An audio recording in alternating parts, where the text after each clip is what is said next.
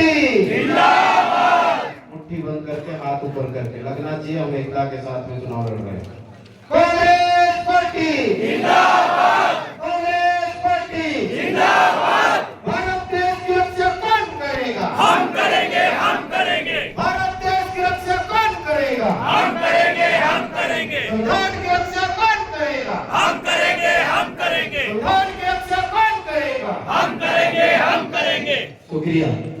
जैसा हम चाह रहे थे वैसे ही आवाज में बुलंदी है, तो बात में यही से प्रारंभ करूंगा।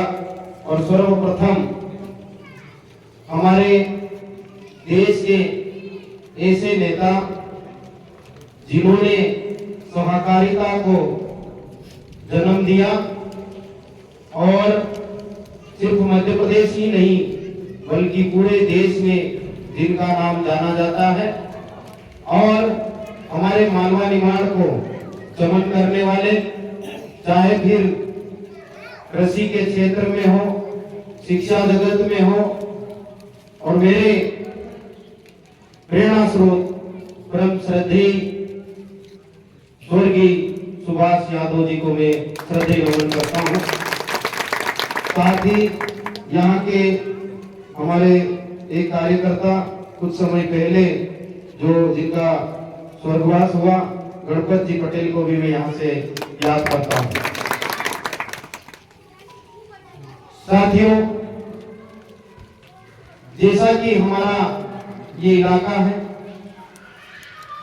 यादव परिवार ने इसको सींचा है। हम यदि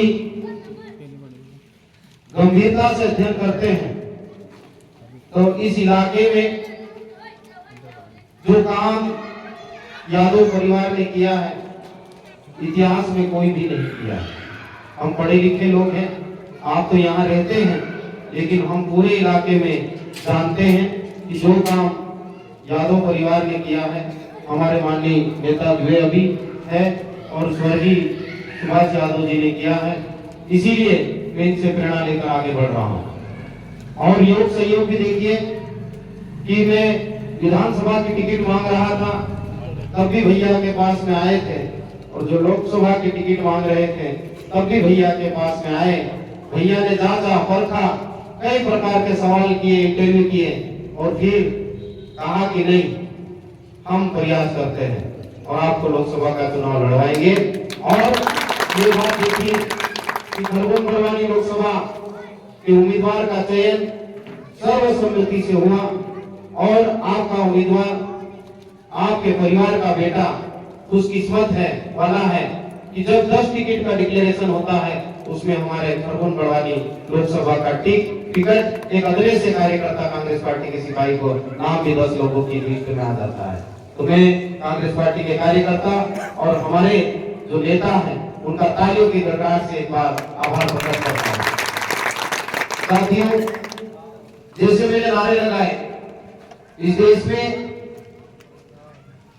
लोकतंत्र खतरे में है और भारत देश की ये आरोप प्रत्यारोप तो दूसरे पे लगाते हैं, लेकिन भारत देश की एकता खतरे में है भाजपा के शासनकाल में। और सबसे बड़ी जो चुनौती है, हमारे भारत देश का संविधान खतरे में है। आप देखिए कि स्वतंत्र भारत में भारत देश के संविधान की प्रतियां देश की राजधानी दिल्ली में जलाई जाती है और सत्ता में बैठे हुक्मरानों के मुख से कोई प्रतिक्रिया नहीं आती है। आप कितनी बड़ी बात है, ये कोई छोटी मोटी बात नहीं है।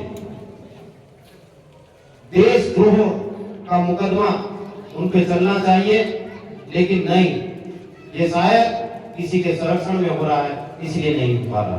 दूसरी जो बात है, उनकी जो मंशा है वो अब सीधे सीधे भाजपा के बड़े नेताओं के माध्यम से आ रही है। आनंद हेगड़े का स्टेटमेंट पेपर में छपा, आप लोगों ने पढ़ा है। फिर हमारे पड़ोसी विधायक श्री सचिन बिरला जी के स्टेटमेंट, अयोध्या के सांसद ललितपुर की महिला नेता के स्टेटमेंट आप लोगों ने सोशल मीडिया के माध्यम से देखा है। उन्होंने कहा है कि इस देश में 400 से ज्यादा सीट हम इसलिए जीतना चाहते हैं ताकि देश के संविधान को बदल सके। कितनी शर्मनाक बात है ये।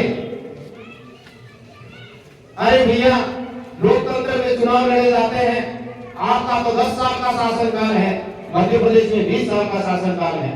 आप अपनी उपलब्धियों को गिनाइए, जनता के बीच में जाइए कि शिक्षा को लेकर आपने क्या काम किया, ऐसी क्या मिसालें स्थापित की, स्वास्थ्य को लेकर आपने क्या मिसालें स्थापित की, पानी को लेकर आपने क्या मिसालें स्थापित की, और यहाँ व्यापारी को लेकर क्या आपने ऐसा काम किया जिसकी बदौलत आप जनता के बीच में जा सके और जनता का वोट मांग सके। आपके पास में गिनाने के लिए, उंगली पे गिनाने के लिए काम नहीं है, इसलिए लोगों को मुद्दे से भटकाते हो। आपको देश की खुशहाली और क्षेत्र के विकास के लिए बात करना चाहिए। वो बात न करते हुए आप इस देश के संविधान को बदलने की बात करते हो। क्या हमको ऐसे हुक्मरान की ऐसी विचारधारा मंजूर है? हमको ऐसी विचारधारा कोई भी मंजूर नहीं करेगा। तो ये एक विकट परिस्थिति है। ये सिर्फ चुनाव नहीं है, ये हम सबके भविष्य को फैसला करने वाली बात है। ये चुनाव सिर्फ भाजपा और कांग्रेस का चुनाव ऐसा भी नहीं है, और ये कोलाल करते या श्री गजेश पटेल जी का चुनाव ऐसा भी नहीं है। ये हम सबके और आने वाले भारत के का भविष्य तय करने वाला चुनाव है। इसलिए हम सब लोगों को इस चुनाव को बहुत ही ज्यादा गंभीरता से लेने की जरूरत है।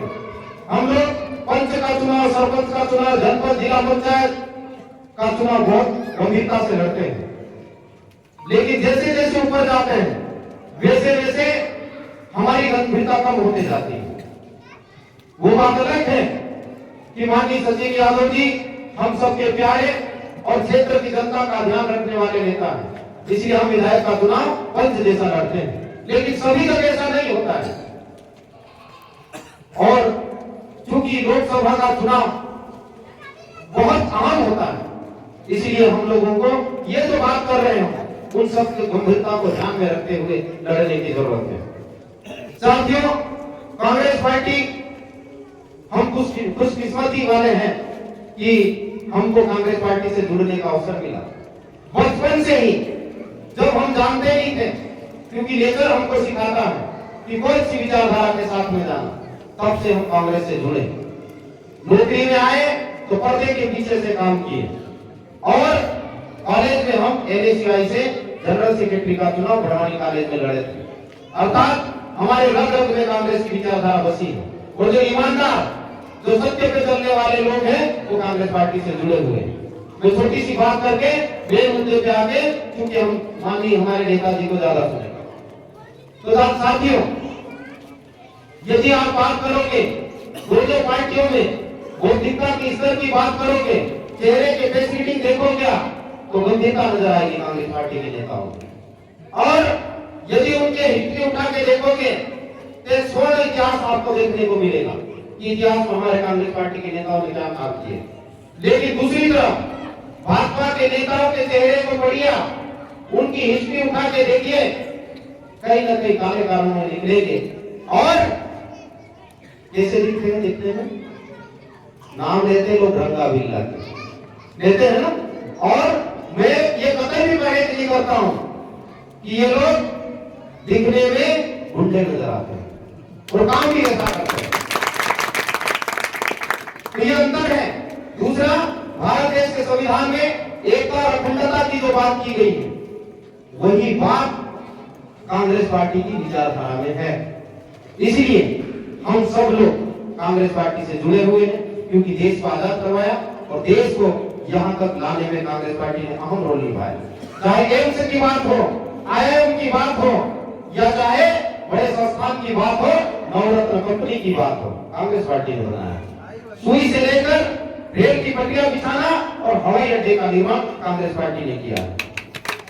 हम लोग जिस मोबाइल से बात कर रहे हैं, संसार की क्रांति लाने वाले माननीय स्वर्गीय राजीव गांधी जी की देन। और ये बोलते 70 साल में कांग्रेस ने क्या किया? आप 70 साल में कांग्रेस ने जो देश बनाया है उसको बेचने का काम कर कर रहे हैं और देश में नफरत की राजनीति फैलाने का काम कर रहे हैं आप। तो साथियों, ये बात लंबी हो सकती है, लेकिन इस बात को हम बढ़ाएंगे नहीं। और पिछले जो चुनाव हुए हैं उसमें आपने क्या वादे किए, उन वादों के आप कितने खरे उतरे? जो वादे किए यदि पूरे कर दिए होते तो बहुत बड़ी बात होती।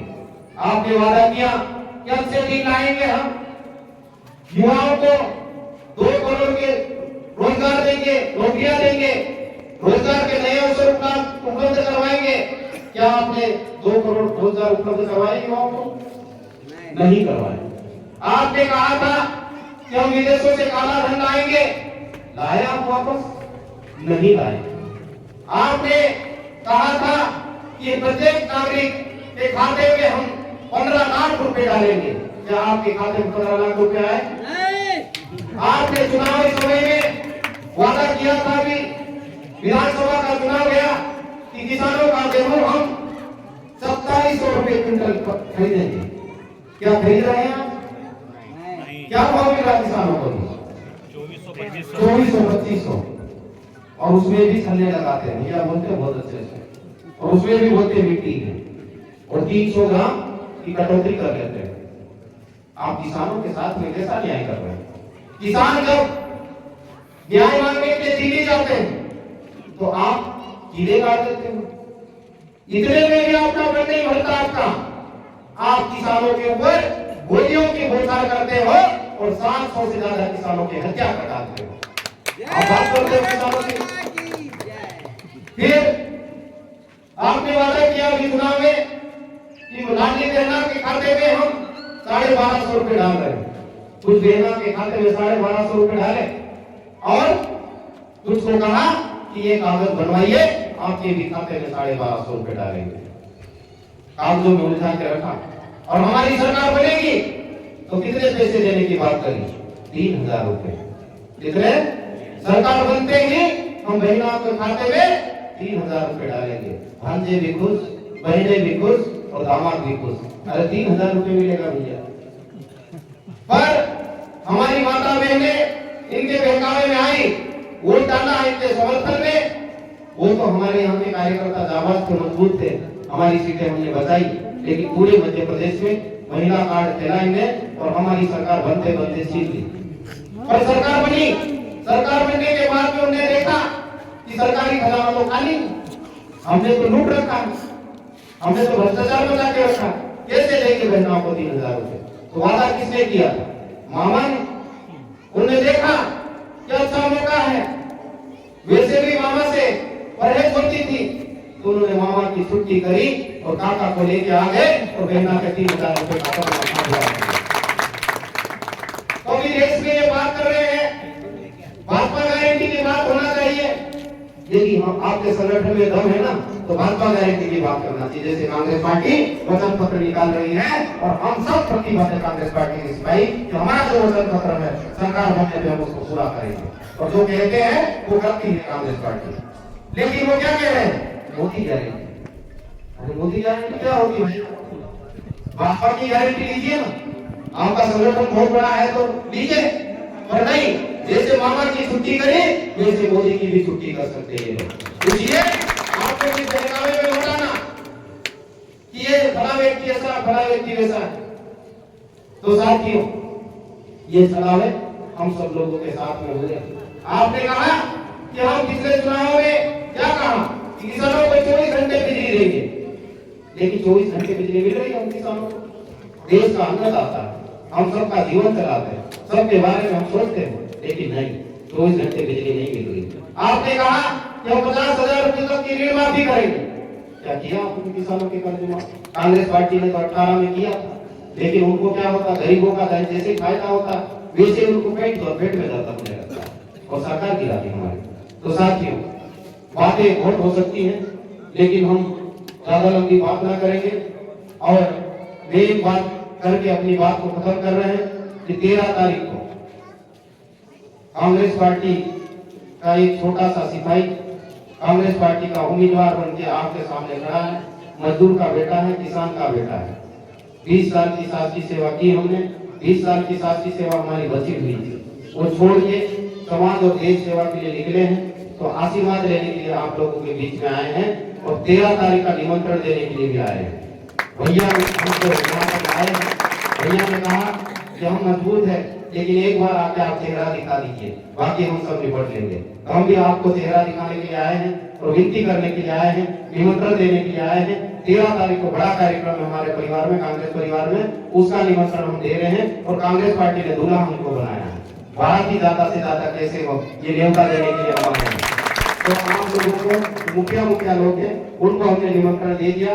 आपकी जवाबदारी है कि पूरे गांव और आसपास के गांव में, नातेदार रिश्तेदारों में सबको निमंत्रण दे दें और 13 तारीख के लिए ज्यादा से ज्यादा वोटिंग करवा करके 4 तारीख को जब रिजल्ट आए तब खुशियां सुगुल और आसपास के गांव में मनाई जाना चाहिए, क्योंकि चुनाव प्रोग्राम करते नहीं लड़ रहा है, चुनाव आप लोग लड़ रहे हैं, कांग्रेस पार्टी का छोटा सिपाही लड़ रहा है, तो जीत भी उसी की होगी।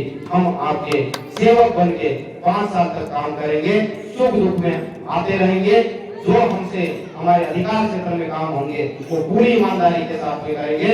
और दिल्ली में सदन में लड़ाई चाहे मजदूर की हो, किसान की हो, व्यापारी की हो, या महिला की हो, पुरुष की हो, चाहे किसी भी वर्ग की हो, हम पूरी मुस्तैदी के साथ में, पूरी ताकत के साथ में, तथ्य और डाटा के साथ में वहां पर लड़ाई लड़ने के लिए ये बंदा हाजिर रहेगा। बहुत बहुत धन्यवाद।